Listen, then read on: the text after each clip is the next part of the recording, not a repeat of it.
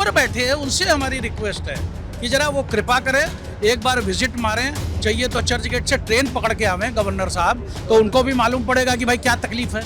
अगर कोई मान लीजिए यहाँ पे आपको मालूम है हॉस्पिटल भी अच्छे नहीं है, अगर आप लेके जाओगे, जब तक कि आप भक्ति वेदांता हॉस्पिटल पड़ता है पहला हॉस्पिटल, जब तक आप जाओगे तब तक आप खत्म हो जाओगे। मैं कहता हूँ प्रेसिडेंट ऑफ इंडिया को भी तो जनता दरबार लगाना चाहिए। अगर कोई गवर्नर काम नहीं कर रहा है, कोई कलेक्टर काम नहीं कर रहा है, तो प्रेसिडेंट ऑफ इंडिया उसको एक्शन ले उसके खिलाफ। अग्रवाल जी हमारे साथ हैं। अग्रवाल जी देखिए, आज कुछ मुद्दा बोलेंगे हम लोग, एक बार आपको दिखा दें, यहाँ पे एक बार सराउंडिंग में दिखा दो। ये आज प्रताप सरनाईक जी आए हैं, ये अपने गणेश नाइक जी आए हैं और यहाँ पर लोग फरियाद लेकर आए हुए हैं और हम लोग यहाँ पे जरा बातचीत कर रहे हैं। उनमें से एक फरियादी हैं अग्रवाल जी, आप ही बताइए, आपका एक बार परिचय। आप ये जो क्रांति की मशाल लेके घूम रहे हैं, बहुत खरा बोलते हैं आप। मीरा रोड में जिस तरीके से टैक्स लिया जाता है और फैसिलिटी दिया जाता है, हमको क्यों नहीं दिया जाता है? वसई विरार जैसे ही आप भाईंदर क्रॉस करते हैं तैसे पूरा कानून ही चेंज हो जाता है। जैसे ऑटो ले लो, बस ले लो, शेयर ऑटो ले लो, कोई भी चीज़ है, पानी है, बिजली है, अब वहाँ पे मीरा रोड में बिजली नहीं जाती, यहाँ पे जाती है। अरे कितनी 1000 समस्याएं हैं सर, मैं एक एक का क्या बताऊं आपको।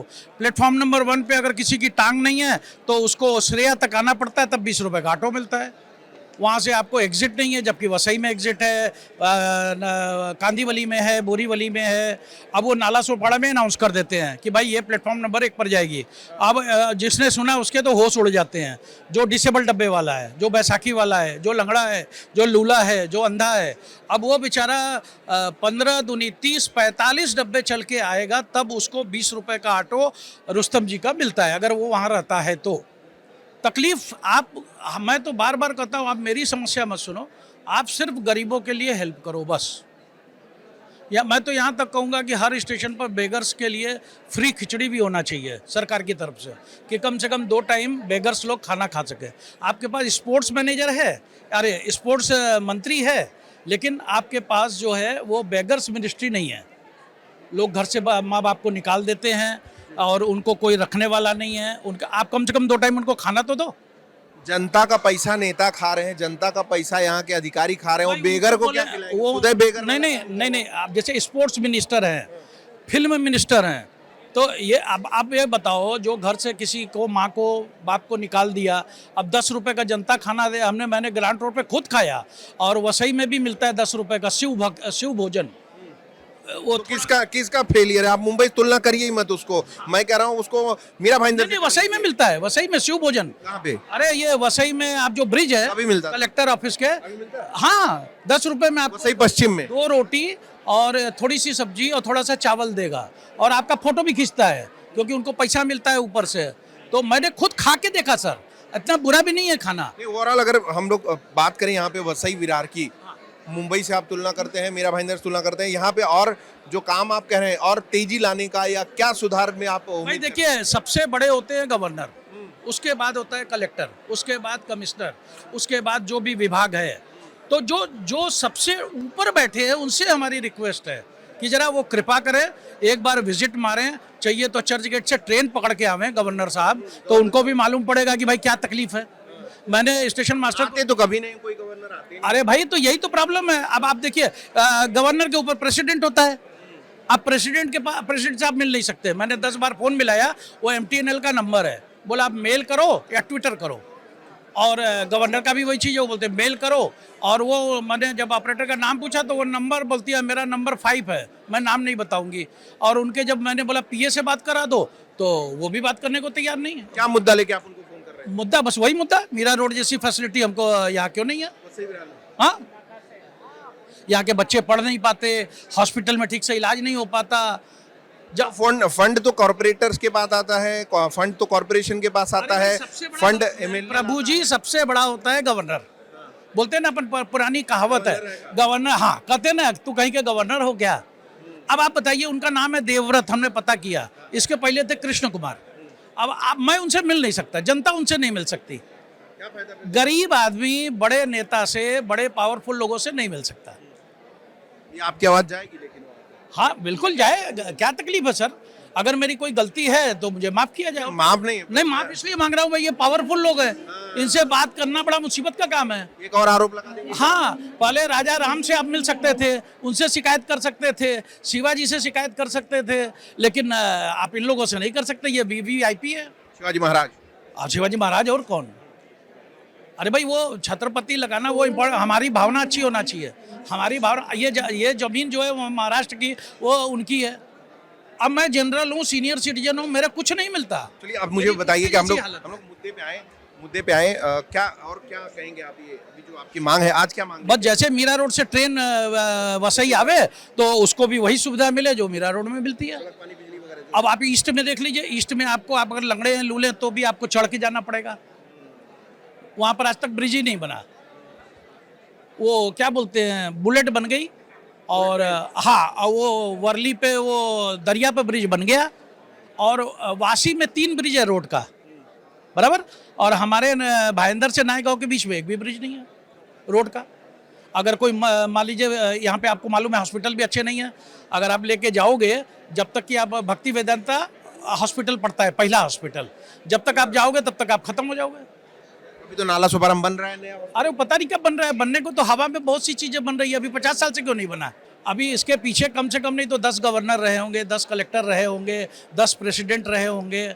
जब तक दीवार नजर नहीं आएगी, जब तक मैं कहता हूँ प्रेसिडेंट ऑफ इंडिया को भी तो जनता दरबार लगाना चाहिए। अगर कोई गवर्नर काम नहीं कर रहा है, कोई कलेक्टर काम नहीं कर रहा है, तो प्रेसिडेंट ऑफ इंडिया उसको एक्शन ले उसके खिलाफ। अब अगर मान लीजिए यहाँ पे कोई पावरफुल आदमी गलत काम कर रहा है और उसको मतलब यहाँ की जो एडमिनिस्ट्रेशन है कंट्रोल नहीं कर पा रहा है, तो प्रेसिडेंट ऑफ इंडिया जो है गवर्नर को ऑर्डर दें। अब आप कहेंगे बीच में कानून आ जाता है तो मैं मर जाऊँ कानून के चक्कर में। सरकार तो चुन के जनता दे रही है, आप लोग दे रहे हैं। अरे भाई, सरकार कौन चुनता है? नहीं, जनता नहीं चूज करती है। इसमें भी बहुत बड़ा गणित है। वो जिसका जो फायदा होता है वो उस पार्टी को वोट दे देती है। अभी चुनाव होने वाला है। नहीं, वो देखिए, जैसे राजशाही अच्छी नहीं होती वैसे डेमोक्रेसी भी अच्छी नहीं है। डेमोक्रेसी में क्या होता है, जिसका वोट ज्यादा वो मलाई खाएगा, जिसका वोट नहीं है वो कुत्ता। जैसे मैं अपने को बोलता हूँ, मैं जनरल सीनियर सिटीजन हूँ, मुझे कोई रिजर्वेशन नहीं है, वो कोई पेंशन नहीं है। और वही डिसेबल को ले लीजिए, डिसेबल को सिर्फ 4% आरक्षण है, जबकि उसको कम से कम 50% होना चाहिए। अगर किसी जगह 1000 आदमी काम कर रहे हैं तो उसकी जगह पर एक आदमी अंधा अगर बैठ के खा रहा है तो चलेगा हमको, लेकिन हाथ पैर वाला क्यों बैठ के खाए? आज जो औरतें हैं, आपने देखा होगा स्टेशन पे बनाती हैं, गट्टी वट्टी बनाती हैं, 800-900 रुपये रोज का मिलता है उनको। और वो बेचारी दिन रात मेहनत करके बिल्डिंग जो बनती है वहाँ पे आपने देखा होगा औरतें दिन भर काम करती है, तब 800 रुपया मिलता है। और जो हाथ पैर वाला है वो मलाई खा रहा है आराम से। बहुत बहुत धन्यवाद अग्रवाल जी। मैं बहुत ज्यादा बोल भी नहीं सकता, इतना ज्यादा बोलूंगा तो मारा पीटी हो जाएगी हमारी। नहीं, मारा पीटी की जरूरत नहीं है। आप हमेशा भी हाँ, बहुत अच्छा लगता है और ऐसे उठाते रहिए, आपकी बातें सुनते हैं। प्लीज करिए, मेरी कृपा मेरी प्रेसिडेंट ऑफ इंडिया से और आर्मी से भी है। आर्मी खाली बॉर्डर का ना ध्यान दे, हम लोग बिरार का भी ध्यान दे जरा सा, और जहाँ जहाँ पे जुल्म हो रहा है गरीबों के उसके लिए ख्याल करे। गवर्नर प्रेसिडेंट की जिम्मेवारी है। नेताओं को देखिए, नेताओं की भी एक मजबूरी है, उनको जो वोट देता है उसी का पेट भरते हैं। वो वोट नहीं देंगे तो हमको भी नहीं पूछेंगे। वो कलेक्टर कभी आता ही नहीं है, पालघर में कलेक्टर बैठे रहते हैं। कभी विजिट मारो, आप विजिट मारोगे तो बहुत सी चीज ठीक हो जाएगी। जी जी जी, बहुत धन्यवाद। सॉरी, गलत बात की तो उसके लिए बहुत बहुत धन्यवाद। क्या नाम है आपका? सर मेरा नाम है सचिन विश्वनाथ गुप्ता। रहने के लिए कहाँ पे? रहने के लिए मैं यहाँ पर नाला सोपारा में, हाँ नाला सोपारा सेंट्रल पार्क में हूँ। ये मेरी मम्मी है जो आज से 30 साल सर्विस चतुर्थ श्रेणी में किए बृहमुंबई महानगर पालिका साइन हॉस्पिटल में। इनका परमानेंट है 1992 का परमानेंट एम्प्लॉई है। ये 2020 में जब कोविड आया था, कोविड आने के बाद में जो लोग काम पे नहीं थे तो उन लोगों के लिए जीआर निकाला गया है कि जो लोग काम पे नहीं है वो लोग काम पे है, नहीं तो उन लोगों को हम निकाल दिया जाएगा, और जिसका प्रॉब्लम रहेगा तो वो हम देखेंगे। तो जिस वक्त में सर्कुलर पास हुआ था जून में, क्या जो लोग प्रेजेंट नहीं है मई या जून में, तो एक आज सर्कुलर पास हुआ, कल मम्मी को कोविड हो गया। तो मम्मी रिद्धि विनायक हॉस्पिटल में 23 दिन एडमिट थी एज अ कोविड बोल के। और ये इन्फॉर्म मैंने साइन हॉस्पिटल में फ़ोन करके उनको बताया गया था, प्लस एप्लीकेशन तक का मैंने दिया था। पर वहाँ का जो डीन है मोहन जोशी, ये करप्टेड व्यक्ति है, ये भ्रष्टाखोर है। इनको ये व्यक्ति के पास सीधे से एक सवाल है, 2 साल 1 साल 3 साल देखने के बाद आप सीधा कोर्ट जाइए ना, आपका अधिकार नहीं, है। उन्होंने क्या कहा कि आपका जो भी मेडिकल का हुआ है वो पेपर आप सबमिशन कीजिए, हम किया तो होगा आपने। हाँ सब किया। वो लोग फॉलोअप कर रहे थे, उसके लिए बोले कि फिर उसके लिए हाँ पैसे का तो मांग तो किया ही था क्लार्क ने वगैरह, और बोले कि तुम्हारा ये जो प्रोसीजर है आप मेरे को फाइल दीजिए। जॉइंट सीपी महाजन मैडम, एओ मैडम, ये लोगों ने 1-2 साल हमको ये पेपर के लिए घुमाया, और घुमाने के बाद में क्या बोलता है कि तुम्हें ये सब चीज़ क्या बोलते हैं, कोविड में आप लोग नहीं आए तो जीआर की वजह से हम आपको यहाँ नहीं आने का तो रीजन था तो नहीं आने का मैंने दिया था। और वारस हक्का की नौकरी, जैसे चतुर्थ शनि रहती है तो जैसे इनको काम नहीं करना तो उनको बेटे को लिया जाता है लाड़ पाड़ के समिति अंदर। तो जब डीन को मिला गया, बार बार फॉलोअप मैं ही करता था, मेरे पास पूरा एप्लीकेशन अभी एविडेंस। फाइनल स्टेज क्या है, अभी तो उनका कहना क्या है? फायनल स्टेज ये आहे की उन्होंने वो ऐसा लिख के दिया आहे की तुम्हाला बडतर्फ करण्यात आलेला आहे कधीपासून 2020 पासून। तुम्ही आम्हाला काय इंटिमेशन दिलेलं नाही. कोर्टात जा मग. ते तर सर कोर्टाचा नंतरचा प्रश्न आहे. हा पहिला हा प्रश्न आहे का त्यांना ते पेन्शन, त्याच्यानंतर नोकरी, त्याच्यानंतर ग्रॅच्युइटी फंड सगळं त्यांनी ब्लॉक. वो तो आपको जोड़ के नहीं जोड़ के मिलेगा ना वो तो हाँ अभी तो नहीं मिला, अभी मैंने उन्होंने 2 साल उन्होंने दिशा किए ना. आपने अर्जी किया सर? मैंने हाँ नहीं अभी नहीं, अभी आज जस्ट ये अर्जी करने के लिए हम यहाँ पर आए हैं. इसके लिए आपसे हम बोले निवेदन आपको बता देते जिस हाँ ऐसे.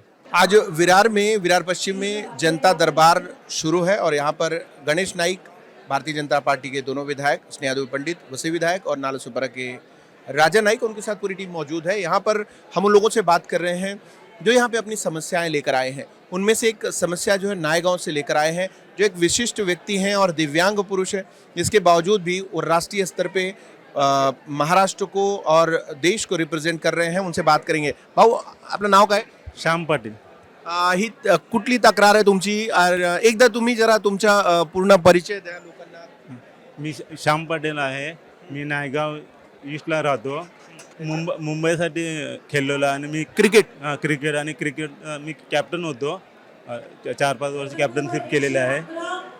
हा सिस्टमने तुम्हाला काय त्रास दिला आहे जो इथे कशासाठी अनावत झाला? यासाठी आलो का माझ्या घरासमोर बहुमजली इमारत उभी राहत आहे आणि त्या किशोर शेट्टी म्हणून बिल्डर आहेत आणि काही सेफ्टी न घेता डायरेक्ट त्यांनी काम चालू केलेलं आहे आणि त्याच्यामुळे आम्हाला दरबार जाऊन घरामध्ये बसायला लागतं. म्हणजे धोका निर्माण झालाय तुम्हाला असं म्हणणं आहे? धोका निर्माण झाला. उद्या आम्ही माझ्या गार्डनच्या बाहेर पडलो तर काम करत असलं काही जीवितहानी झाली तर आता जिम्मेदार कोण? याची तक्रार मी 2-3 वर्ष झालं सतत करतोय, पण तो काही कोणाच जुमानत नाही. ग्रामपंचायत लेखी तक्रार केली का तुम्ही? लेखी कोणाकडे केली? ग्रामपंचायतला केली, तलाट्याला केली, प्रांताला केली, महानगरपालिका सांगतो ना सर्वांना मी तक्रार कोणाला केली असं नाही. कधीपासून तुमची तक्रार चालू आहे? 3 वर्ष झालं तक्रार. कारण मला शेती पण लावून देत नाही. माझे स्वतःचा 7 गुंठ शेत आहे, त्याच्यामध्ये आणि कोण नाही लावते? किशोर शेट्टी म्हणजे ते बिल्डर. बिल्डर. त्यांच्या कशासाठी तुमच्या काय वाद आहे? म्हणजे वाद वगैरे काही नाही. त्याला माझी शेती विकत हवी होती, पण मला नाही विकायची का तर माझ्यावर का जोर जबरदस्ती करतो आणि कब्जा करायचं नियत आहे. हां आणि माझ्या जबरदस्ती करून आणि मला दादागिरीचा वार्ता करतो. माझी म्हणजे मोठी मोठी ओळख आहे असं तसं भाईगिरीच्या वार्ता वगैरे. आणि 2-3 त्यांनी गुंड ठेवलेत. एक राणे म्हणून आहे आणि एक प्रसाद म्हणून आहे.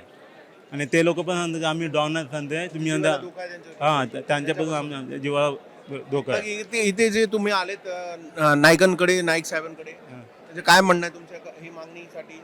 काय याच्यातून मला काहीतरी मार्ग काढून द्यावा त्यांनी. कारण तो पोलिसांना वगैरे कोणाच काय जुमानत नाही. एवढी त्याची दादागिरी आहे आणि स्वतःला श्रीकृष्णाचा भक्त सांगतो. हां. आपला जो गाव आहे, गावचा आणि सर्वे नंबर वगैरे जरा व्यवस्थित सांगा ना, लोकांना कळेल की कुठेही प्रॉब्लेम तुमची.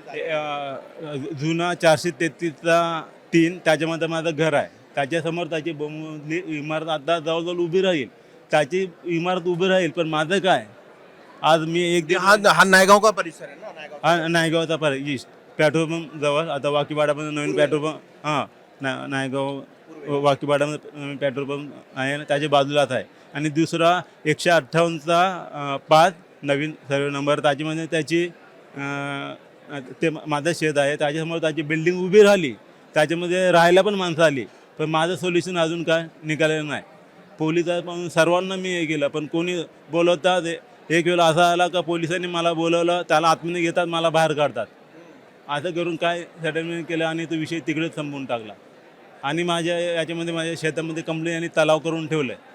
शिकायत अर्जीचं काय नाही झाला. काहीच नाही, मला न्यायच नाही साहेब भेटला अजूनपर्यंत.